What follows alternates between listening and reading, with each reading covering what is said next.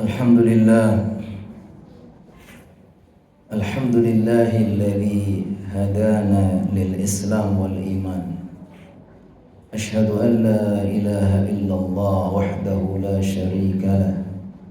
Kataba alaina as-siyama fi syahri Ramadan. Wa ashhadu anna Muhammadan abduhu wa rasuluh. Arsalahu bil huda wal furqan. Allahumma salli wa sallim wa barik wa an'im ala man unzila alaihi al-Quran Sayyidina wa maulana Muhammad wa ala alihi wa ashabihi ahli sidqi wal ihsan. Amma ba'du, fa ya ibadallah, usi nafsi wa iyyakum bi taqwallahi wa ta'atihi la'allakum turhamun. يقول الله تعالى في كتابه الكريم وهو أصدق القائلين: يا أيها الذين آمنوا اتقوا الله وقولوا قولا سديدا يصلح لكم أعمالكم ويغفر لكم ذنوبكم ومن يطع الله ورسوله فقد فاز فوزا عظيما.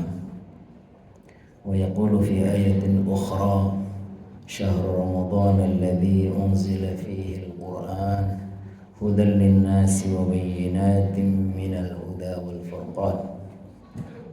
ويقول صلى الله عليه وسلم: أيها الناس قد جاءكم رمضان شهر مبارك افترض الله عليكم صيامه فيه تفتح أبواب الجنة وتغلق فيه أبواب الجحيم وتغل فيه الشياطين فيه ليلة خير من 1000 شهر فمن حرم خيرها فقد حرم. Kaum muslimin jamaah salat Jumat yang dimuliakan Allah, mari sama-sama kita memanjatkan pujian dan syukur kehadiratnya atas limpahan rahmat, taufik dan hidayahnya pada siang yang penuh berkah ini. Kembali kita semua Allah mudahkan bersama-sama bertakarrub kepadanya menunaikan ibadah Jumat. Mari kita bermohon kiranya niat kita, hadir kita, takarrub kita, Allah Subhanahu wa taala berkenan menerimanya, membalasnya dengan pahala yang berlipat ganda. Allah catat di dalam lembaran-lembaran amal saleh kita. Kaum muslimin jamaah salat Jumat yang dimuliakan Allah, di antara sekian banyak rahmat Allah Subhanahu wa taala kepada kita, khususnya umat Nabi Muhammad SAW, umat yang umurnya relatif pendek, fisiknya lemah dan kecil dibanding umat-umat terdahulu, adalah Allah berikan kepada kita umat Nabi Muhammad amalan-amalan istimewa, dan juga Allah berikan momen-momen waktu istimewa yang apabila kita umat Nabi Muhammad bisa memilih amalan-amalan istimewa itu, lalu kita lakukan di dalam waktu-waktu yang istimewa itu, Allah akan lipat gandakan kebaikannya, Allah akan lipat gandakan pahalanya, Allah akan tinggikan derajatnya, bahkan bisa melebihi umat-umat terdahulu yang umurnya relatif lebih panjang, fisiknya lebih kuat, kemauannya lebih keras. Inilah keistimewaan yang Allah berikan kepada kita umat Nabi Muhammad sallallahu alaihi wasallam. Di antara momen dan amal istimewa itu adalah bulan Ramadan.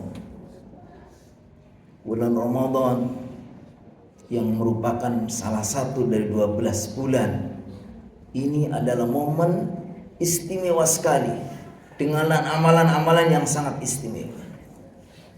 Karena itu, siapa yang bisa menggunakan momen-momen istimewa itu, memilih amalan-amalan istimewa, itulah orang yang beruntung. Ibarat orang berusaha, orang berbisnis nih dengan modal yang kecil, yang ringan usahanya tapi untungnya besar. Ibarat orang kerja, kerjanya gampang ringan, gajinya gede.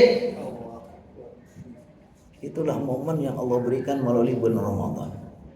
Karena Rasulullah SAW menjelang Ramadan, disebutkan dalam hadis riwayat Abu Hurairah yang diriwayatkan oleh Imam Nasai juga Imam Ahmad dan beberapa perawi yang lain. Rasulullah mengingatkan kepada umatnya, kepada kita. Kata baginda, ayuhan nas qad ja'akum Ramadan. Wahai manusia, wahai para sahabatku, sungguh sebentar lagi akan datang bulan Ramadan. Syahrun mubarak, bulan yang Allah berkahi, yang diberkahi, di mana Allah Subhanahu wa taala wajibkan berpuasa. Kemudian di bulan itu disebutkan pintu-pintu surga dibuka, pintu-pintu neraka ditutup. Para ulama mengartikan dua makna. Makna yang pertama makna hakiki. Memang benar-benar bahwa surga dibuka, neraka ditutup di bulan Ramadan untuk memuliakan bulan Ramadan. Itu makna hakiki. Ada yang memaknai makna majazi. Itu adalah kiasan, bahwa di bulan itu seolah-olah Allah bukakan pintu-pintu surga karena peluang untuk melakukan berbagai amal soleh yang memudahkan dia masuk surga. Allah buka seluas-luasnya. Amalan-amalan buruk yang bisa mengantarkan kepada neraka dipersulit, dipersempit. Ini makna majazinya. Kemudian di dalamnya disebutkan fihi lailatun khairun min alfi syahr.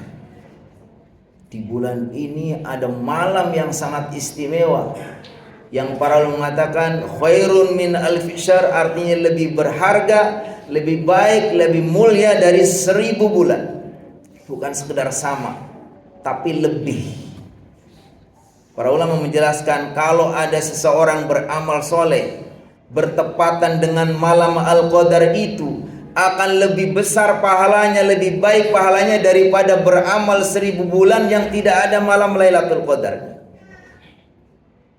Kita bayangkan bagaimana kalau umat Nabi Muhammad mendapatkan sekali malam Al-Qadar, berarti dia sudah tambahan umur, dapat tambahan umur amal berapa? 84 tahun. Sehingga umat Nabi Muhammad, kata Rasulullah SAW, a'maru ummati ma baina 60 wa 70 wa qalilun man yajuzu dzalik. Umatku itu kisaran antara 60 sampai 70 dan sedikit yang lewat dari itu. Sedangkan umat Nabi terdahulu, Nabi Nuh umurnya 1000 lebih, Nabi Adam. Tapi dengan kita mendapatkan beberapa kali malam Al-Qadar, prestasi amal kita itu bisa lebih besar dari umat-umat terdahulu. Kata Rasulullah SAW, fihi lailatun khairun min alfi syahr. Di dalamnya ada malam yang lebih mulia, lebih baik daripada 1000 bulan. Disebutkan man hurrima khairaha faqad hurim, sebagai peringatan supaya kita jangan sampai melewatkan kesempatan ini. Kata Rasulullah SAW, siapa yang terhalang dari kebaikan itu, kebaikan malam itu, sungguh dia itu rugi sekali. Sungguh dia betul-betul terhalang dari kebaikan. Artinya momen ini sangat istimewa. Dan insya Allah mudah-mudahan Allah berikan umur panjang, kesempatan yang mungkin kita akan mendapatkan. Karena itu bagaimana kita menjadi hamba-hamba yang beruntung, yang ibarat orang berbisnis ini kita dapat untung besar, ibarat orang bekerja supaya kita dapat gaji besar. Bagaimana? Maka kita pertama, para ulama menasihatkan kepada kita, hendaknya kita segera al-iqbal alaihi bil farhi was surur. Kita menyambutnya dengan rasa gembira dan bersyukur. Allah kasih kesempatan yang tidak diberikan mungkin umat-umat terdahulu atau kepada yang lain, saudara-saudara kita yang tahun ini sudah mendahului kita. Kalau kita dikasih kesempatan, maka harus al-iqbal, kita harus sambut. Bagaimana kita bersungguh-sungguh. Kata Allah Subhanahu wa taala, qul bi fadlillahi wa bi rahmatihi fabidzalika falyafrahu huwa khairum mimma yajma'un. Katakanlah, dengan karunia Allah dan rahmatnya hendaknya mereka itu bergembira. Kenapa? huwa khairum mimma yajma'un, karena karunia itu sebetulnya lebih baik dari semua apa yang kita usahakan selama ini. Sehingga sudah seharusnya kita menyambutnya dengan semangat, dengan harapan. Kalau para ulama dahulu mencontohkan kepada kita, ada ulama yang sampai menunggu-nunggu datangnya Ramadan itu, dia berdoa supaya sampai ke bulan Ramadan itu 6 bulan sebelumnya. Kalau para guru kita, tradisi di masyarakat kita minimal 2 bulan. Sejak bulan Rajab sudah selalu Allahumma barik lana fi Rajab wa Sya'ban wa ballighna Ramadan. Itu ada teladan dari para salafus saleh. Contoh juga dari baginda Nabi Muhammad SAW menyampaikan hadis tarhib tadi. Kalau para ulama mencontohkan bagaimana mereka itu menyambut, telah menyiapkan segalanya. Jadi bagaimana supaya kita mendapatkan Ramadan dan kita beruntung dengannya? Pertama, kita mulai dari optimis, rasa harap dan rasa gembira dengan datangnya bulan Ramadan. Allah Subhanahu wa taala berfirman, "Sabiqu ila maghfiratin min rabbikum wa jannah." Ayo kita berlomba-lomba untuk meraih ampunan dan surga dari Allah Subhanahu wa taala. Yang kedua, dengan kita memperbarui dan memperkuat niat kita. Tajdidun niyah wa taqwiyatuha. Kita perbaiki, karena di antara keistimewaan dalam Islam apa? Orang yang sudah meniatkan, berazam untuk melakukan sesuatu, andai betul-betul dia terlaksana, Allah minimal kasihkan 10 kebaikan dari amal yang sudah diniatkannya itu. Tapi kalaupun tidak terlaksana, tidak kesampaian, Allah kasih pahala 1. Man hamma bihasanatin falam ya'malha kutiba lahu hasanatun. Kalau ada orang sudah niat melakukan kebaikan, kemudian kok nggak kesampaian, Allah sudah catat itu kebaikannya. Kalau sampai betul-betul terlaksana, minimal Allah 10 kali lipat, kasih pahala 10 kali. Makanya nasihat Imam Ahmad kepada putranya Abdullah, kata abinya kayak Imam Ahmad, wahai Abdullah, alaika bin niyatil khair, fa innaka la tazalu fi khair ma zilta fi niyatil khair. Wahai putraku, wahai anakku, anak soleh, hendaknya kamu selalu berniat baik, karena engkau itu selalu dalam kebaikan selagi kau niat baik.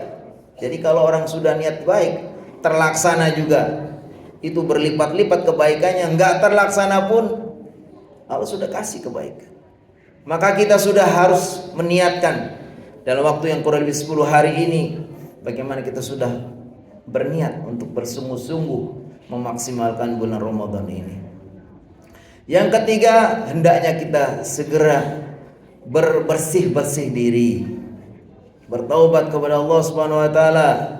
Innallaha thayyibun la yaqbalu illa thayyiban. Allah itu Maha bersih, Maha suci, Dia tidak akan bisa menerima, tidak akan berkenan menerima kecuali yang baik dan bersih. Kita juga akan seperti itu bila kita sudah betul-betul membersihkan jiwa kita dari noda dosa dan dosa, kita banyak beristighfar, bertobat kepada Allah, maka secara batiniah jiwa kita itu sudah sehat. Jiwa yang sehat itu bila dikasih makanan dia akan merasa nikmat. Tapi kalau dia sakit, tidak akan merasakan nikmat. Kita lagi sakit, dikasih makanan yang enak-enak pun kita nggak akan bisa merasakannya. Yang ada rasanya pahit. Kenapa? Karena fisik kita sakit. Begitupun jiwa kita, spiritual kita kalau sakit. Padahal yang namanya Ramadan adalah jamuan-jamuan ruhani, itu ibadah-ibadah yang nikmat. Kalau kita dalam kondisi fisiknya sehat, kita bisa menikmati makanan. Begitu juga rohani kita akan bisa menikmati nikmatnya ibadah kalau kita secara spiritual, rohani kita dalam keadaan sehat. Oleh karena itu kita harus bersungguh-sungguh untuk membersihkan diri kita, mengobati jiwa kita, rohani kita dari berbagai macam dosa dan noda, sehingga kita bisa memasuki Ramadan dengan bisa bersungguh-sungguh menikmati bulan Ramadan, menikmati setiap ibadah yang Allah syariatkan di bulan Ramadan. Saya akan pesannya Imam Hasan Al-Basri ketika ada salah satu muridnya mengadu kepadanya, "Wahai Tuan, kenapa saya merasa begitu berat untuk melakukan ibadah? Saya mau bangun malam begitu susahnya. Sudah berusaha tapi juga susah." Kata beliau, "Qayyadatka dunubuka." Kamu sebetulnya sudah terjerat oleh dosa-dosamu. Sehingga ketika kita banyak melakukan dosa, maka dosa itu akan menjerat kita dan kita akan menjadi susah. Kita akan berat untuk melakukan amal soleh, dan kalaupun kita paksakan, kita tidak akan merasakan nikmatnya ibadah kepada Allah Subhanahu wa taala. Barakallahu li wa lakum fil Qur'anil azim wa nafa'ani wa iyyakum bima fihi minal ayati wa dzikril hakim wa taqabbala minni wa minkum tilawatah innahu huwas samiul alim.